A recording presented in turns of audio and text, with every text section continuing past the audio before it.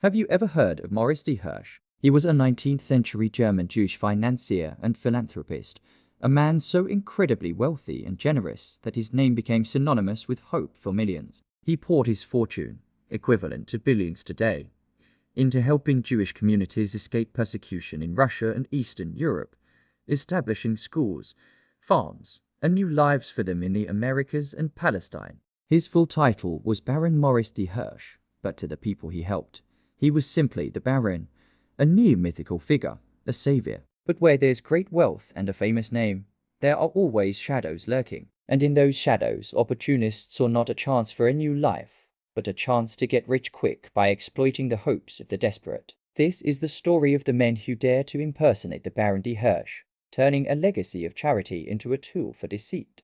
Our story isn't about just one scammer, but a whole wave of them that swept across the United States in the late 1800s. The real Baron de Hirsch had established the Hirsch Fund in New York with millions of dollars to aid Jewish immigrants. The news spread like wildfire. For people arriving in a new country with nothing but the clothes on their backs, the Hirsch Fund was a lifeline. It offered loans, job training, and support. But this legitimate, life-saving charity also created the perfect cover for con artists. These men were clever. They didn't just ask for money. They crafted elaborate personas, dressing in fine clothes, renting fancy hotel suites, and speaking with an air of sophisticated authority. They understood that to be believable, they had to look the part of a European nobleman. Let us meet one of the most audacious of these impostors, a man who called himself Count Wilhelm von Kesselstadt. In the summer of 1891, he arrived in Chicago, a city teeming with recent immigrants. He claimed to be a personal representative of Baron de Hirsch,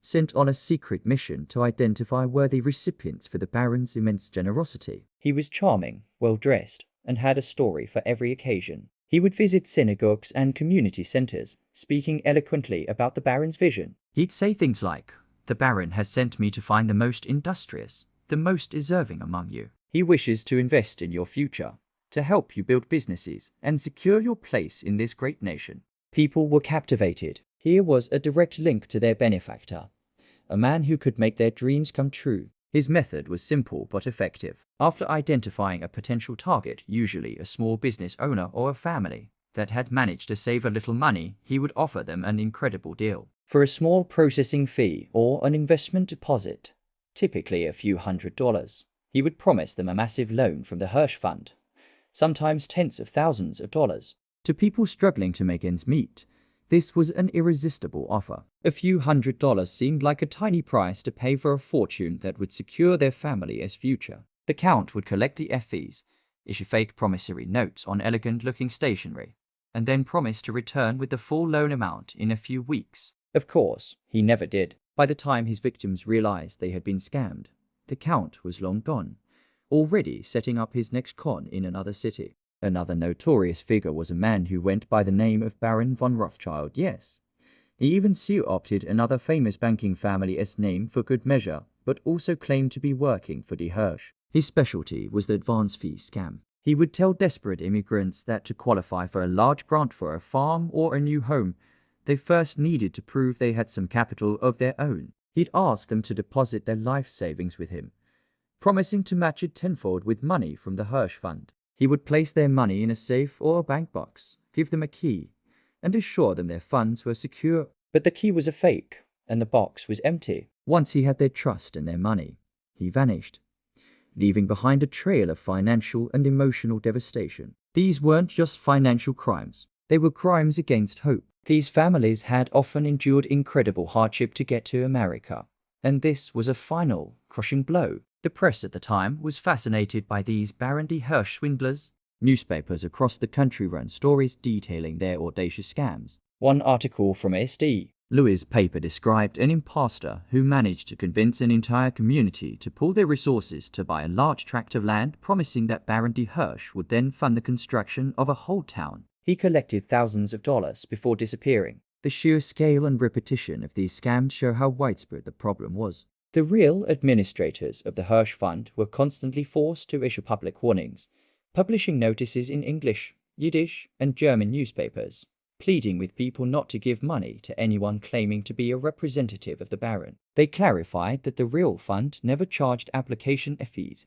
and had a formal, documented process. But the warnings often went unheeded. Why were these scams so successful? You have to understand the mindset of the victims. These were people in a vulnerable position. Many didn't speak English well and were unfamiliar with American customs and laws. They were primed to believe in a savior figure because they so desperately needed one. The name Baron de Hirsch was more than just a name. It was a symbol of salvation. When a well-spoken man in a fine suit showed up speaking their language and promising them the world on behalf of their hero, their skepticism was overwhelmed by their hope. The con artists exploited this deep-seated trust and desperation. They weren't just stealing money. They were preying on faith. So what happened to these imposters? The wheels of justice turned slowly in the 19th century, especially when a con artist was constantly on the move. But some were eventually caught. Police departments in major cities began to share information. One of the barons, a man named Maurice Schaefer, was finally apprehended in Philadelphia after a multi-state chase. His trial was a media sensation. His victims testified against him, tearfully recounting how he had stolen their life savings. Schaefer was sentenced to several years in prison. The capture of a few of these scammers brought some measure of justice, but it couldn't undo the damage. For everyone who was caught, several others likely got away. Their crimes lost to history. The legacy of these impostors is a dark footnote in the incredible story of Baron de Hirsch's philanthropy. It serves as a powerful reminder that even the most noble of intentions can be twisted and exploited. The real Hirsch Fund, however, continued its vital work. It helped settle thousands of families, funded agricultural colonies in places like New Jersey and Connecticut, and provided vocational training that enabled generations of immigrants to build successful lives in America. The good that Baron de Hirsch did far outweighed the evil of the men who misused his name. The real fund was a triumph of organized, systematic charity over chaos and desperation. This piece of history teaches us a timeless lesson about skepticism and hope. It's a story about the danger of blind faith and the importance of due diligence, even when an offer seems too good to be true. The de Hirsch impostors thrived because they sold a dream, and a dream is a powerful thing to sell to someone who has nothing. It highlights the eternal struggle between those who want to help and those who want to exploit. The story of Baron de Hirsch is one of monumental generosity, but the story of his impostors is a cautionary tale, reminding us that we must always protect our hope from the predators who hide in the shadows. Thank you so much for watching. If you found this story fascinating, please hit that like button and subscribe for more dives into the hidden corners of history. Let me know in the comments what you think about this incredible series of scams. See you in the next video.